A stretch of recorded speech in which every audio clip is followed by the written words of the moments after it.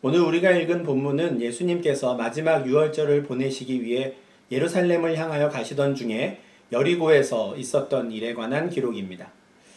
이때는 이미 예수님께서 3년간 갈릴리와 예루살렘을 오가시며 가르치고 전파하고 치료하는 사역을 하신 상황이기 때문에 예수님께서 어디를 가든지 예수님을 보고 싶어 하는 사람들이 많았던 때입니다.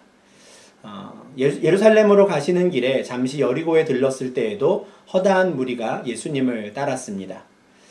근데 예수님께서 여리고라는 그 성읍에서 머문 시간은 얼마 되지 않았던 것 같습니다. 46절을 보면 예수님께서는 여리고에 이르셨다가 곧 다시 나가십니다. 근데 예수님께서 많은 사람들과 함께 여리고 성을 나가시는 그 길가에 한 맹인이 앉아 있었습니다. 그의 이름은 바디메오인데 이 말은 디메오의 아들이라는 뜻입니다. 어쩌면 이 사람은 이름이 없는 사람이었는지도 모르겠습니다. 그저 사람들이 디메오의 아들, 즉 바디메오라고 그냥 부르는 것이죠. 그런데 길가에 앉아 구걸하던 이 바디메오는 자기 앞으로 수많은 사람들이 지나가는 소리를 듣습니다. 앞이 보이지 않으니 대체 무슨 일이 벌어진 것인지 알 수 없었는데 길을 가던 사람들이 바로 나사렛 예수를 쫓아간다라는 말을 듣게 됩니다. 자기 앞을 지나가는 수많은 사람들 가운데 바로 그 나사렛 예수가 있다라는 말을 듣자 그는 그 즉시 다윗의 자손 예수여 나를 불쌍히 여기소서라고 소리치기 시작합니다. 아주 짧은 외침이지만 이 짧은 외침에 담겨있는 의미는 대단히 큽니다. 나사렛 예수가 지나간다는 말을 듣고 그가 주저하지 않고 이렇게 외쳤다는 것은 일단 그가 이미 예수님에 대해 많은 이야기를 들었다고 생각할 수 있습니다. 그는 그동안 예수님께서 이 마을 저 마을을 다니며 많은 사람들을 치유하신 이야기를 들었을 겁니다. 그리고 예수님께 치유받은 사람 중에 자신처럼 앞을 보지 못하는 사람도 눈을 뜬 적이 있다는 이야기도 들었을 것입니다. 마가복음 8장 22절을 보면 예수님께서 벳세다라는 마을에 가셨을 때 그 마을 사람들이 맹인 한 사람을 데리고 온 적이 있었습니다. 그리고 그때 예수님께서는 그의 눈을 뜨게 해주십니다. 그동안 이런 이야기들을 많이 들었던 바디메오는 아마도 예수님만이 나를 고쳐줄 수 있지 않을까 생각한 것 같습니다. 그래서 그는 예수님이 자기 앞에 있다라는 그 이야기를 듣자 주저하지 않고 예수님을 다윗의 자손이라고 부르며 나를 불쌍히 여겨달라고 간구하기 시작합니다. 다윗의 자손이라는 표현이 참 중요한데요. 유대인들에게 있어서 이 다윗의 자손이라는 말은 곧 메시아를 가리키는 말입니다. 이사야 9장과 11장 그리고 예레미야서 23장에서 이스라엘의 구원자 메시아는 다윗의 후손 가운데 올 것이라고 예언되어 있기 때문에 그렇습니다. 그런데 이 메시아가 오면 그가 보여줄 표적 가운데 아주 특별한 것이 있습니다. 바로 눈먼 자의 눈을 뜨게 하는 것이죠. 우리가 구약 성경에서도 많은 선지자들이 일으키는 여러 가지 기적들을 볼 수 있습니다. 그러나 그들 중 어느 누구도 눈먼 자의 눈을 뜨는 그 일을 행한 적은 없습니다. 맹인의 눈을 뜨게 하는 것, 눈먼 자의 눈을 뜨게 하는 것은 오로지 메시아의 사역으로 남아 있었습니다. 그렇기 때문에 바디메오가 예수님을 가리켜 다윗의 자손이라고 부르면서 나를 불쌍히 여겨달라라고 한 것은 예수님을 메시아로 확신하고 있었다라는 것입니다. 메시아이시니 당신이 나의 눈을 뜨게 하실 수 있지 않습니까? 라고 외치는 것이었습니다. 그런데 그가 그렇게 외치는 것을 많은 사람들이 불편하게 생각했습니다. 시끄럽다고 여긴 것이죠. 그래서 많은 사람들이 그에게 조용히 하라고 꾸짖었습니다. 그러나 바디메오는 아랑곳하지 않고 오히려 더욱 크게 소리를 지릅니다. 쉬지 않고 멈추지 않고 다윗의 자손 예수여 나를 불쌍히 여기소서 하고 소리칩니다. 바디메오가 쉬지 않고 소리를 지르면서 예수님을 부르니까 예수님께서도 가던 길을 멈추셨습니다. 그리고 그를 부르라고 말씀하십니다. 이어지는 상황을 보면 예수님께서 옆에 있는 제자들이나 사람들에게 아주 작은 소리로 그를 부르라고 하신 것 같습니다. 바디메오가 그 상황을 전혀 모르고 계속해서 소리치기 때문에 그렇습니다.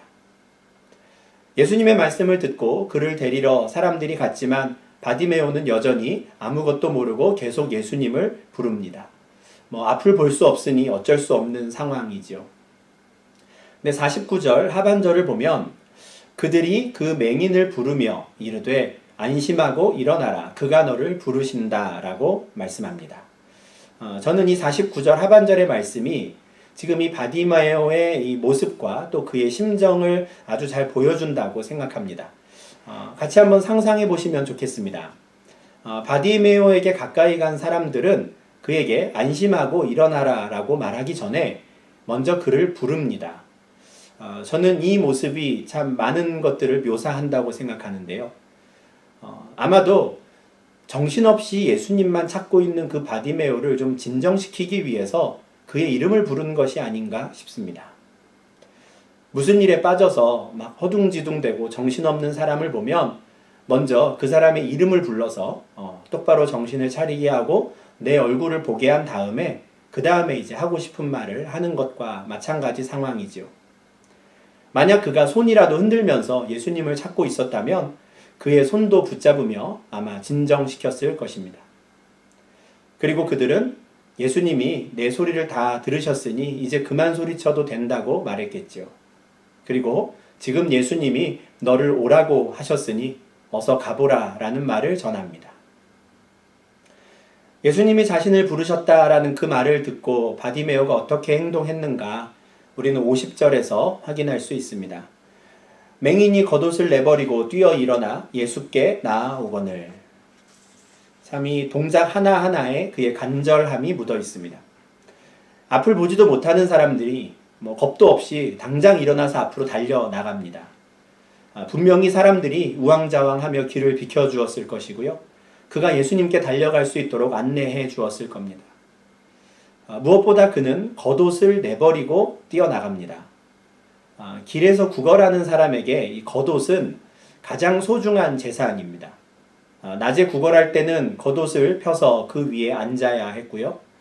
밤에 잘 때는 그 겉옷을 덮고 자야 합니다. 재산 목록 1호 수준도 아니고요. 아마 그의 유일한 재산이었을 겁니다.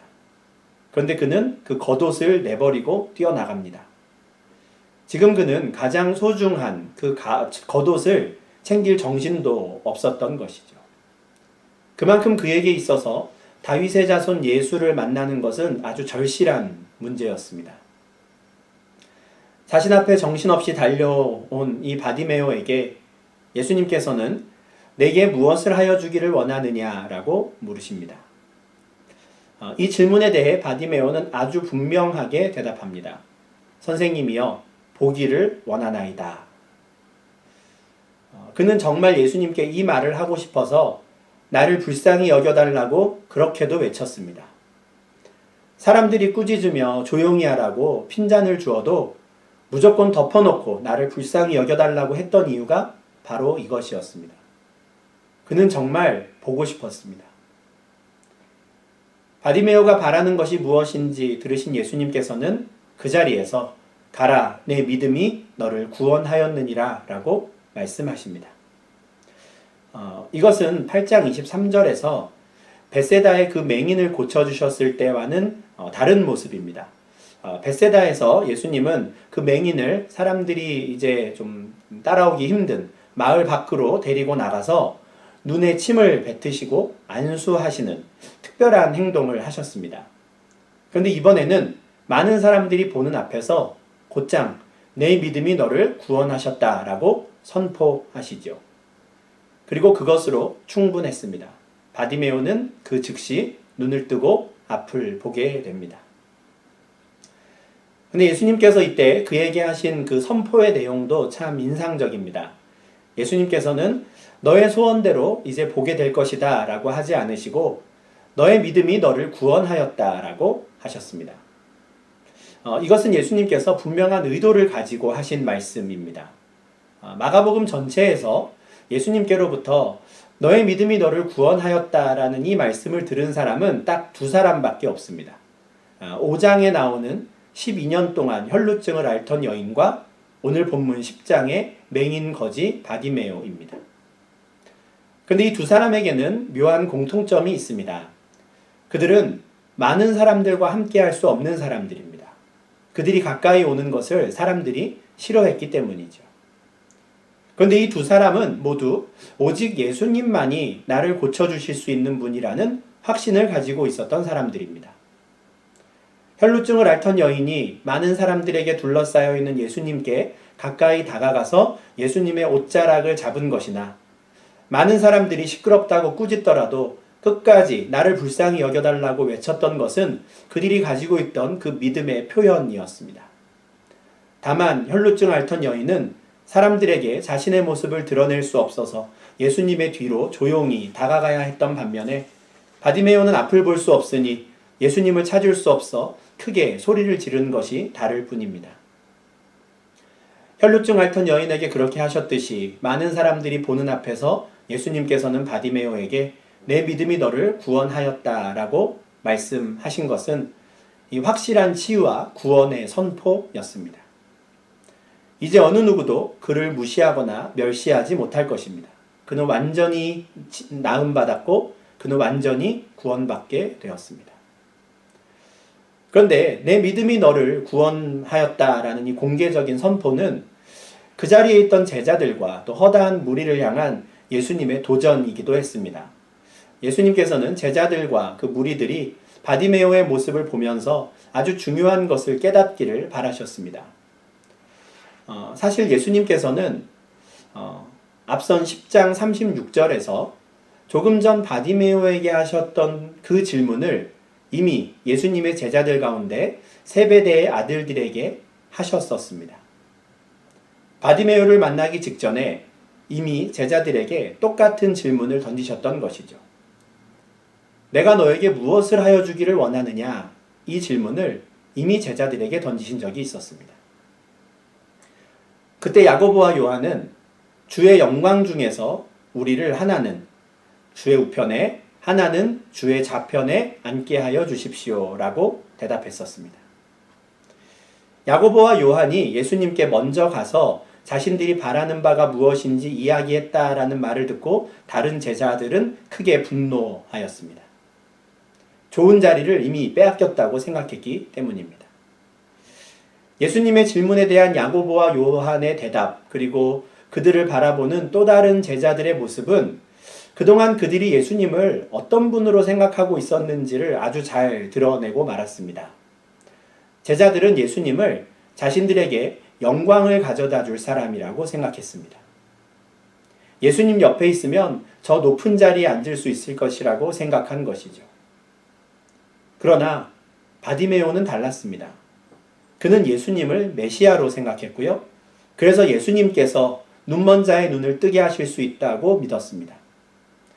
예수님께서 제자들과 허다한 무리가 보는 앞에서 바로 그 바디메오의 믿음을 인정하시고 그의 구원을 선포하신 것은 그렇게도 3년 동안 예수님을 따라다녔던 제자들보다 오히려 바디메오가 예수님에 대해서 더 정확히 알고 정확한 믿음을 가지고 있었다라는 것을 확인시켜 주신 것입니다. 이어지는 바디메오의 모습도 그가 예수님의 참된 제자가 되었다는 것을 보여줍니다. 눈을 뜬 바디메오는 예수님을 떠나지 않습니다. 비록 예수님께서는 그에게 가라고 하셨지만 그는 그 길에서 곧장 예수님을 따릅니다. 길에서 구걸하던 자가 길에서 예수를 따르는 자가 되었습니다. 육체의 눈을 뜨기 전부터 이미 예수님이 누구인지 제자들보다도 더 정확히 알고 있었던 바디메오는 그 육체의 눈을 뜬 이후에도 변함없이 예수님을 따르는 자가 되었습니다. 사실 오늘 본문을 통해서 확인하게 되는 이 바디메오의 모습은 참 놀랐습니다. 어떻게 그가 이렇게까지 귀한 믿음을 가지고 있고 어떻게 이렇게 담대히 그 믿음을 고백할 수 있을까 싶은데요. 우선 그는 예수님을 직접 보지 못한 상태에서도 이미 예수님이 누구신지 정확히 알고 있었습니다. 당시에 허다한 무리가 예수님을 따라다녔지만 바디메오만큼 정확히 예수님에 대해 고백한 사람들이 없었습니다. 앞서 유대인들에게 있어서 다윗의 자손이라는 말이 메시아를 뜻한다라고 말씀을 드렸는데요. 마가복음 전체에서 예수님을 향해 다윗의 자손이시여라고 부른 것은 바디메오가 유일합니다. 그는 이미 예수님께서 메시아시라는 확신을 갖고 있었기 때문에 많은 사람들 앞에서 그것을 아주 담대히 고백할 수 있었습니다. 그리고 그 메시아이신 예수님만이 나의 치료자가 되신다고 확신하고 있었던 것이죠. 또한 그에게는 간절함과 끈기가 있었습니다. 마태복음 7장 7절에서 구하라 그리하면 너희에게 주실 것이요 찾으라 그리하면 찾아낼 것이요 문을 두드리라 그리하면 너희에게 열릴 것이니 라고 하신 예수님의 그 말씀을 실천한 사람이었습니다. 누가복음 18장에서 예수님께서 들려주셨던 그 과부와 재판장의 비유 속에 있는 바로 그 과부의 모습이, 끝까지 간청하였던 과부의 모습이 또 바디메오에게 있었습니다. 아무리 다른 사람들이 그를 무시하고 조용히 하라고 구박해도 그는 끝까지 두드리고 끝까지 간구하였습니다. 무엇보다도 그는 예수님을 자신의 필요를 채워줄 하나의 도구로 여기지 않았습니다. 당시에 예수님을 따라다닌 수많은 사람들은 예수님께서 나의 필요를 채워줄 도구로 생각했습니다. 심지어 제자들도 예수님께서 자신들에게 높은 자리에 앉는 영광을 가져다 줄 사람으로 생각한 것이죠. 그들은 진실로 예수님이 누구이신지는 아는 데에 관심이 없었습니다. 그저 오병이어의 기적을 베풀어서 내 배를 채워주기만 한다면, 그저 나를 나중에 높은 자리에 앉혀주기만 한다면 그것으로 충분하다고 생각했습니다. 그러나 바디메오는 달랐습니다. 그는 사람들로부터 그가 너를 부르신다라는 말을 들었을 때 이미 그의 유일한 재산이었던 겉옷을 내던져 버렸습니다. 밭에 감춰진 보화를 발견하고 그 밭을 사기 위해 자신의 모든 것을 던져버린 바로 그 사람의 모습이 바디메오에게 있었습니다. 예수님께서 그의 눈을 뜨게 하신 후에도 그는 그 눈으로 다른 것을 바라보지 않습니다. 그 눈에 보기에 쫓은 것을, 좋은 것을 쫓아가지 않고 바로 예수님을 바라보며 그 길에서부터 예수님을 따라갑니다. 예수님을 만나 그의 육체가 건강해졌을 뿐 아니라 그의 영혼이 강건해졌습니다. 앞을 보지 못했던 바디메오가 오히려 예수님이 누구시며 예수님께 무엇을 간구해야 하는지 그 어떤 사람들보다도 더 정확히 알고 있었다라는 이 사실에 대해서 우리는 깊이 묵상해 보아야 합니다. 눈을 뜨고 있다고 해서 모든 것을 정확히 보고 정확히 아는 것이 아닙니다. 제자들은 3년 동안 예수님의 얼굴을 보았고 예수님께서 하신 모든 행동을 보았지만 그들도 아직 내 믿음이 너를 구원하였다라는 이 말씀을 듣지 못했습니다. 예수님의 기적을 보았던 수많은 사람들은 정작 그들이 보아야 했던 것을 보지 못했습니다. 그들은 예수님께서 베푸신 그 기적 자체에 시선을 빼앗겼고요. 그 기적을 베푸신 예수님이 누구신지는 정작 깨닫지 못했습니다. 육체의 눈을 뜨고 본다는 것이 저절로 믿음의 눈을 갖게 해주는 것은 아닌 것입니다. 예수님께서는 당신에 대해 정확히 알고 예수님을 찾아와 나를 불쌍히 여겨달라고 간청하는 자들을 외면하신 적이 단 한 번도 없으십니다.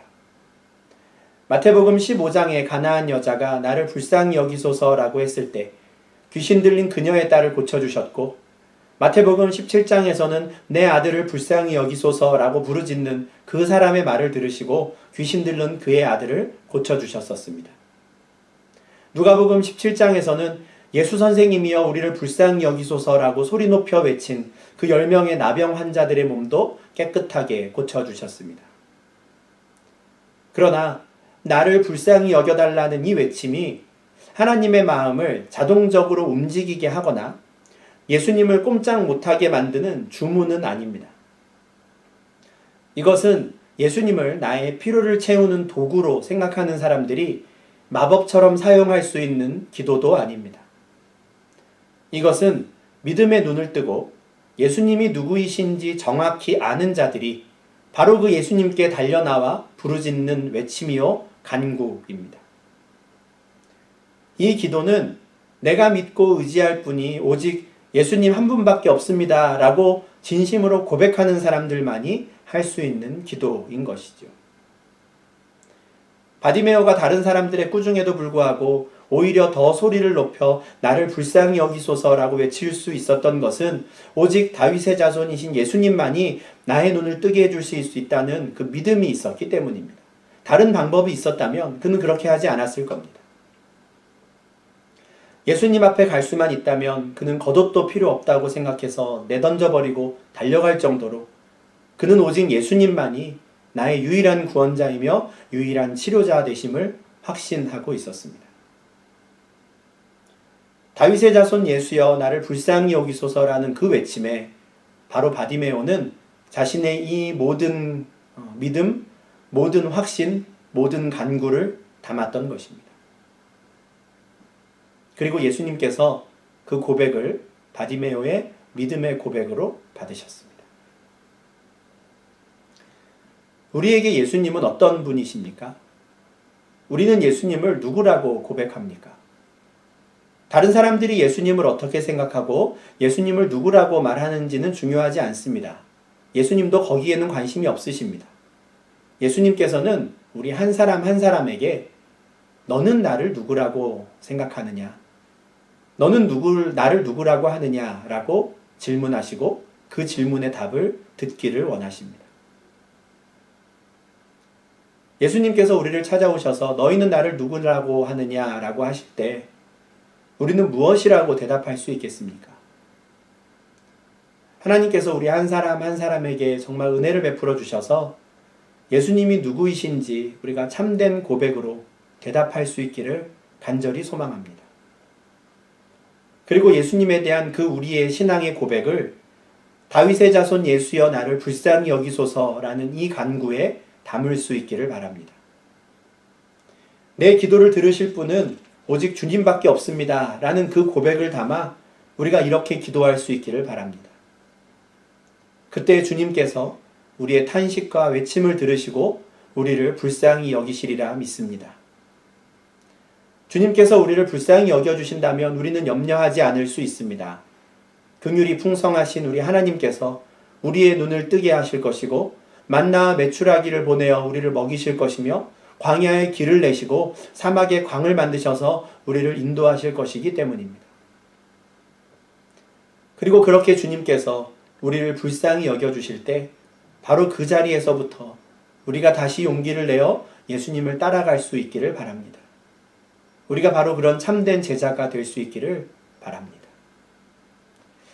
내일부터 시작되는 이 새로운 한 주간을 살아갈 우리 모두에게 정말 하나님께서 이 복된 은혜를 내려주시기를 원하고 무엇보다 참된 고백으로 하나님께 나아가는 모든 주의 백성들에게 하나님께서 긍휼을 베풀어 주시기를 주님의 이름으로 축원합니다. 기도하겠습니다.